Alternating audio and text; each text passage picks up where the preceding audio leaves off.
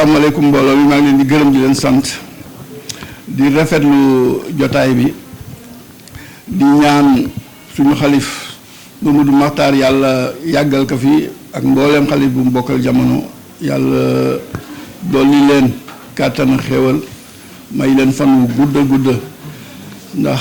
yàlla def na ñoom la ñu yàlla dénk ñun ñi nga xam ne ñun lañu wéeru si ñoom yàlla may ñu dégg ak topp ak jëfe yi nga xamante ni mooy santaane yi bàyyi yi nga xam ne mooy tere yi su ma ñëwee nag ci octobre rose bi dama si gërëm di sant personnel au centre de santé bi ndax biñ ko programmé ba léegi amuñu benn yitte lu dul fexe taxaw ba centre de santé bi tegu réussir mission bi te ñun am nañu satisfaction bu baax ci affaire boobu parce que gis nañ ni organisation bi gis nañ si lu raw suñu njort muy lu am solo di gërëm di sant personnel bi encore à travers le médecin chef muy docteur Cheikh Sadibou Diop mi ci taxawaayam ci management bi nga xam ni moom la def ci centre bi ci collaboration bi nga xamante ni moom la am ak ñun ñi nga xamante ni ñu ñooy CDS bi c'est-à-dire secrétaire exécutif bi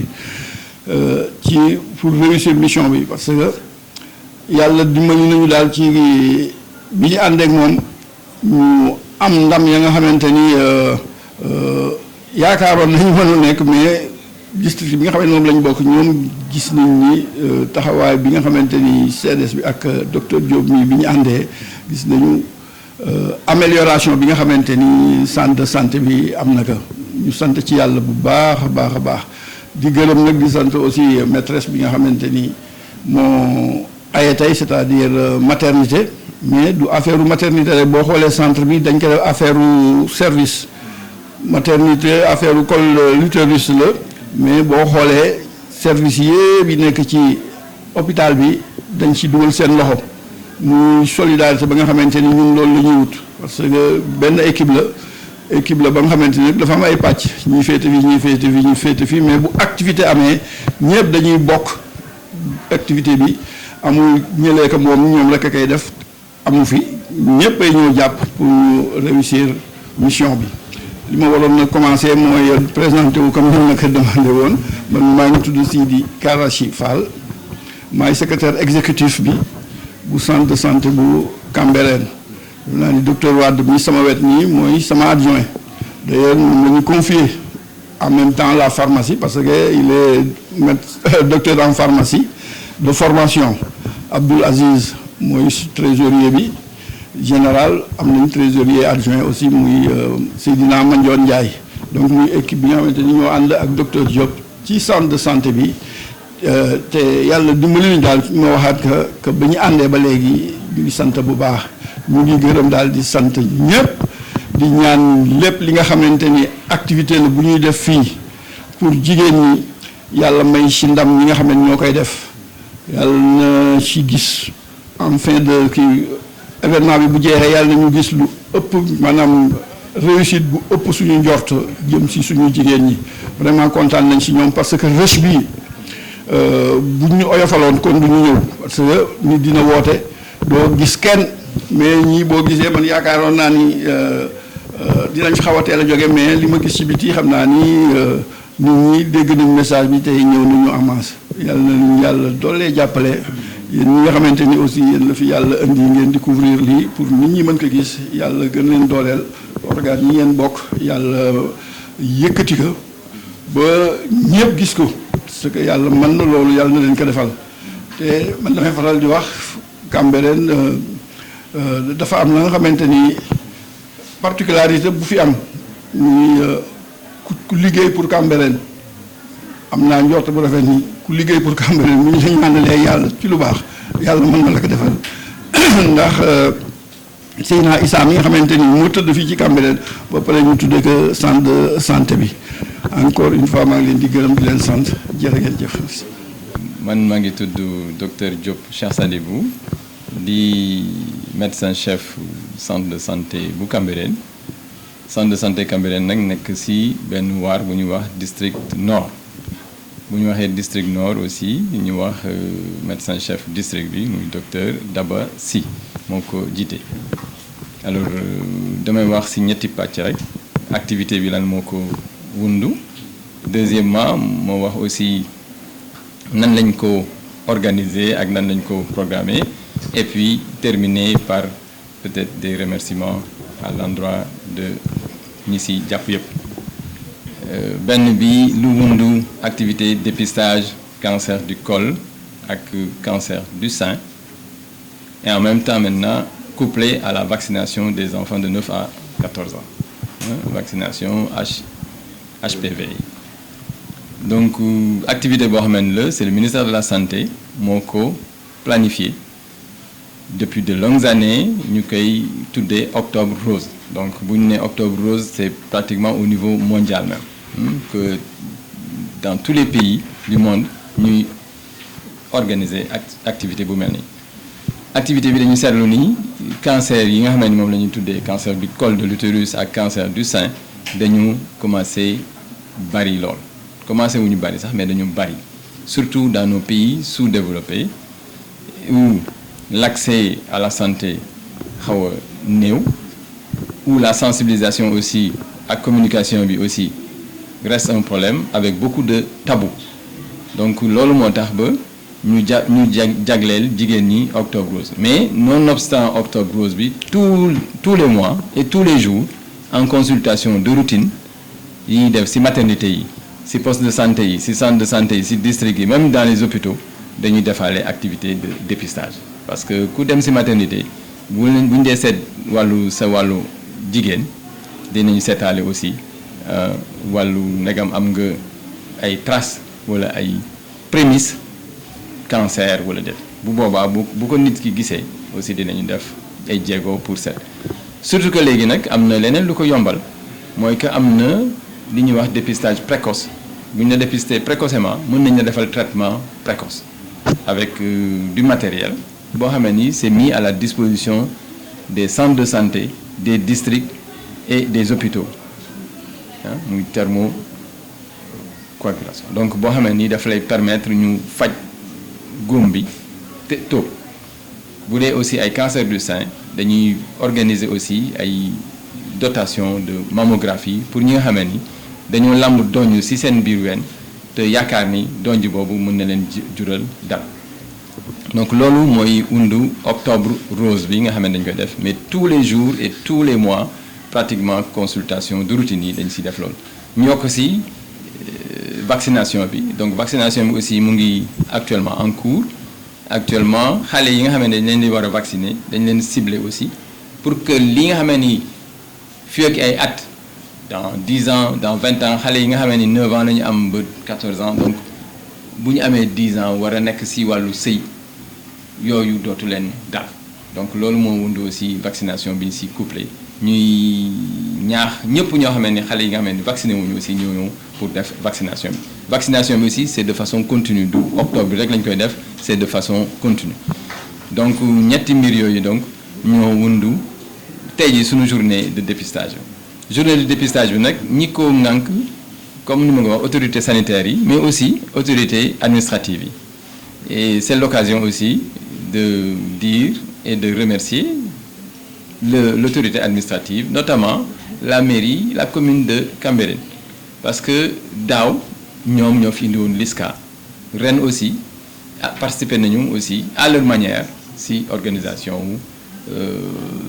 journée de dépistage et donc le maire Doun Pathé Mbengue bien que teewagul mais xam naa ne dina teew parce que envoyé nañu ko invitation wala équipe am donc dinañ fi teew aussi incha allah pour aussi marquer de leur présence ci activité bi nga xamante de la même sorte l'autorité médicale administrative notamment le médecin chef du district aussi certainement dina fi ñëw tamit taxawaayam comme ni mu ko daan defee chaque année noonu bu ñu paree ci loolu donc on va conclure par des remerciements pour dire juste merci à vous les communicants la presse parce que yéenay porter aussi les paroles yéenay permettre nit ñi xam lan mooy cancer du col lan mooy cancer du sein nan lañ koy dépister ak fan la ñu war a dem donc ñu wax ni jigéen ñëpp war nañu tous les jours duñu mën a xaar rek juste journée bi mais tous les jours war nañu mën dem ci maternité ñu seetal leen seen bopp seetal leen seen awra seetal leen seen wàllu sein ndegam am na jafe-jafe wala déet bu amee jafe-jafe ñu teel ko dog gàttandu teel ko traité donc vraiment ñu ngi leen di remercier également le comité de développement sanitaire bi nga xamee ni vraiment journée bi ñoom ñoo ko porté c'est une activité communautaire boo xamee ni dafay toucher toutes les femmes de la commune de Cambérène et au-delà parce qu'il y a des femmes qui sont venues même d'ailleurs de Guédiawaye des Parcelles Assainies et même de Saint-Louis donc on en a été témoin bi ñu nekkee juste ci kaw salle de conférence bi am na koo xamee ne Saint-Louis la jógee ñëwoon fii comme par hasard donc mu ñëwaale tombé ci activité bi mu defaale fii dépistage am vraiment pour dire que ni c'est une activité qui touche tout global vous touchez toutes les femmes de Cambérène mais toutes les femmes également du Sénégal yéen nag yéen leen di porter sensibilisation bi ñu ngi leen ci gërëm bu baax di gërëm comme je dis le secrétaire exécutif doyen Sidi Kara Chefa mon ami docteur Wade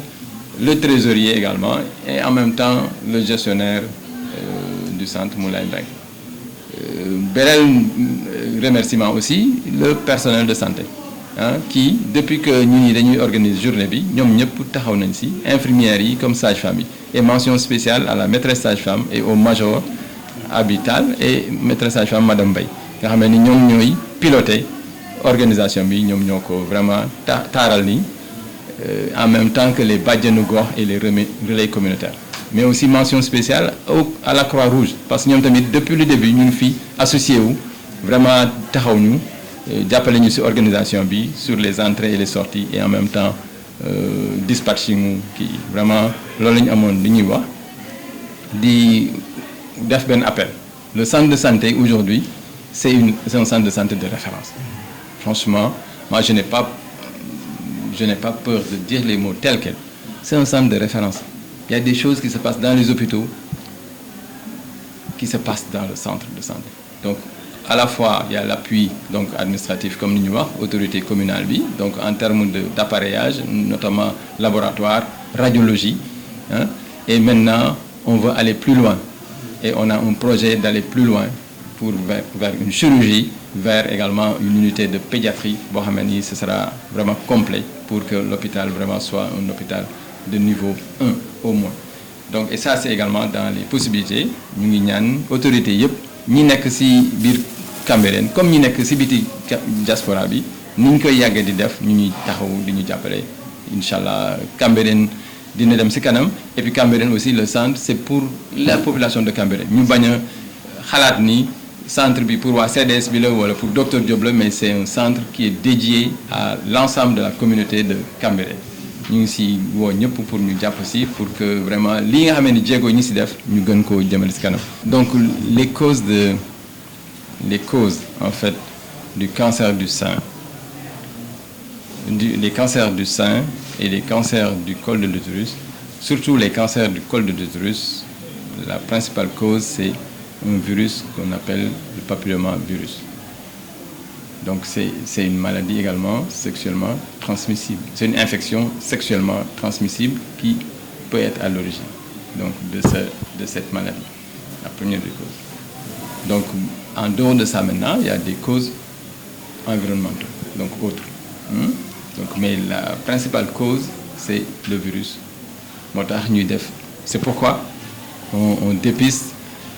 ce virus-là et on essaie de le traiter par quoi? Par la prévention. La prévention c'est quoi? C'est la vaccination. Il n'y a que cette prévention par la vaccination qui nous permet de limiter les effets de la progression. Comme on sait, le virus, il n'y a pas de traitement encore pour les affections virales. Donc c'est uniquement par de la prévention qu'on arrive à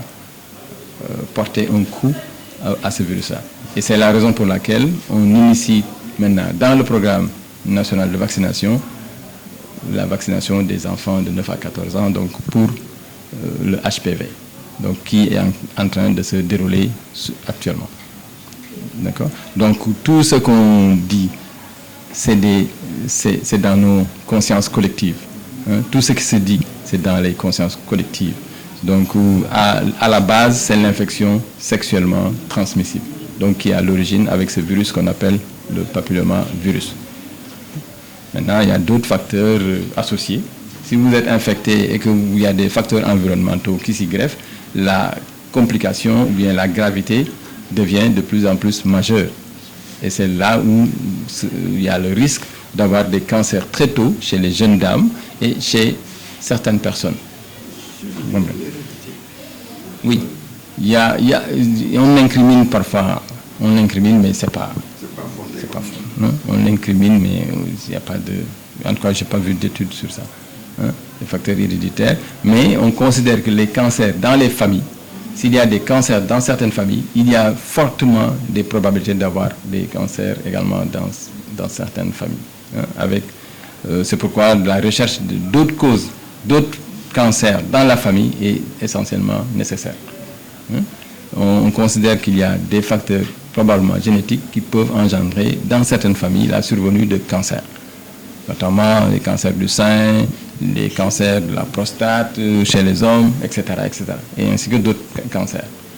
Mais c'est la raison pour laquelle on recherche également dans certaines familles la survenue de cancers dans la lignée familiale, qu'il s'agisse de la mère, du père, du grand-père, etc. Parce qu'un cancer également, il faudrait rechercher antérieurement, s'il n'y a pas dans cette famille des notions de cancer, pour pouvoir les prévenir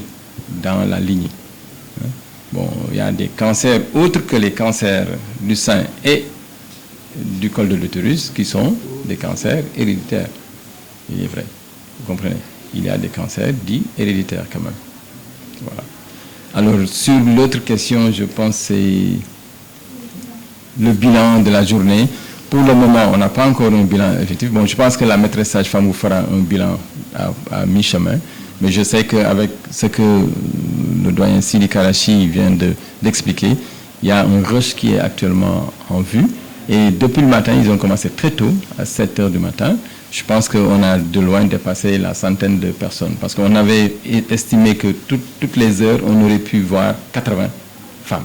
Donc on est actuellement vers midi ou midi passé. Donc vous conviendrez bien avec moi qu'on a déjà donc dépassé la centaine de femmes vues, ou bien 200 femmes vues, au moins, environ. Et sur les cas qui ont été observés, je pense que là aussi, on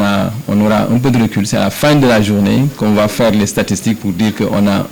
envisagé, ou bien on a dépisté quelques cas qui sont suspects et d'autres cas qui ne le sont pas. Mais je pense qu'il y a également la possibilité, comme je l'ai dit tantôt, de faire des traitements sur place.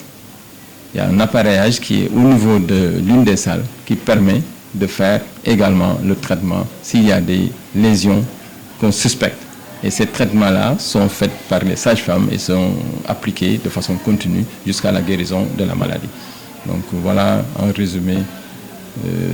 sur cette journée. Merci beaucoup. Donc mes mots aujourd'hui, c'est juste des mots de remerciement tout d'abord par rapport à l'endroit de la presse. Donc je peux citer Lou'Bess TV, donc le chemin de l'information sur notre télé. De remercier également yeneen presse yi fi nekk yëpp. Donc di wax tey journée bi on dit juste alhamdulillah parce que la population a répondu à l'appel. Donc depuis ce matin, comme le docteur l'a dit, depuis 7 heures, donc ils ont commencé. Am yaakaar ni on va dépasser même li nga xamante ne amoon nañ ko au niveau du poste de santé de Kofi Annan Cambérène 2. Parce que boo xoolee le district sanitaire, comme le docteur l'a si bien dit, ça coiffe le centre de santé, mais aussi le poste de santé Cambérène 2 Kofi Annan. Et là-bas, on a consulté près de 380 donc, femmes. Et aujourd'hui, ici, on a déployé les moyens donc, pour au moins atteindre vers les 500. Donc, je pense qu'Inch'Allah, on va atteindre cet objectif. Sans plus tarder aussi, de nous remercier. Depuis ce matin, depuis hier, je pourrais dire, nous avons organisation. Je peux citer le maîtresse sage-femme, Major Habital, donc, et l'ensemble de l'équipe qui entoure le centre de santé. Donc, en somme, c'est ça. Je pense que l'essentiel a été dit. Moi,